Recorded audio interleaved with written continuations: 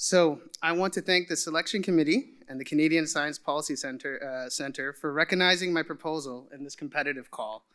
I want to also acknowledge the other youth applicants whose thoughtful policy ideas gave me hope for the future of science policy in Canada. I want to thank my parents, who are actually in the room today, for their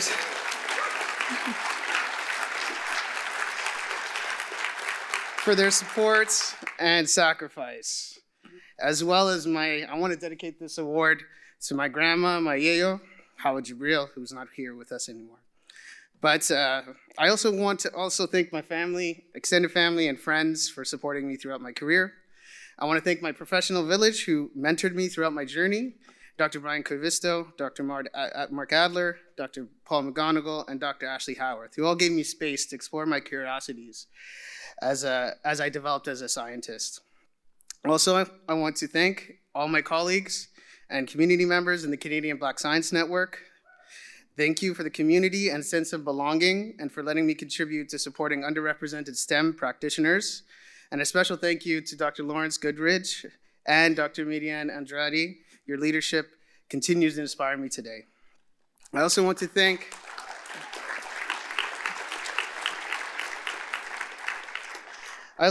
Jeff Kinder and the team at Council and Canadian Academies for inviting me to serve on the expert panel for assessing science, technology, and innovation in Canada, which really helped me understand the importance of evidence-based reporting in science policy.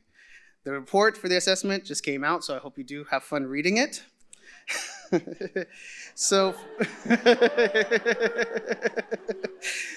my policy proposal titled Unlocking R&D, Community R&D Innovation, the decentralized innovation framework grows from navigating the space between science, innovation, and community in both Canada and the UK.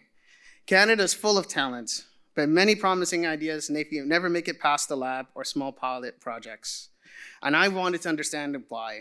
And when I looked for the evidence, one clear story stuck out to me. Our innovation system is deeply centralized. For example, in 2023, the CFI reported that only approximately 84% of federal research infrastructure funding went to just 15 universities. Entire regions, especially in the north and the rural areas, operate with almost no R&D capacity. Reports from the Institute of Research and Public Innovation, or Public Policy, ISED, and the Canadian Forum for Social Innovation all show the same pattern. Communities have ideas, but not the infrastructure to turn those ideas into solutions.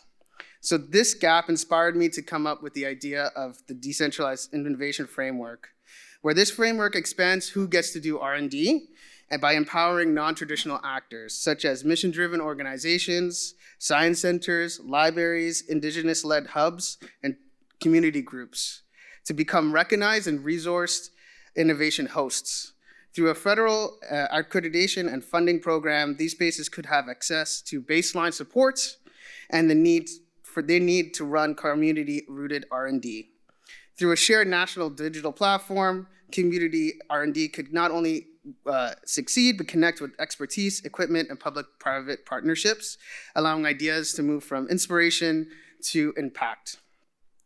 I think that innovation is a public opportunity rather than a private one. And we should think of innovation in this type of way, rooted in place, guided by community needs, and connected to national priorities. My hope is that we build an ecosystem where innovation can rise from any block, any region, and from anyone who has an idea. Thank you.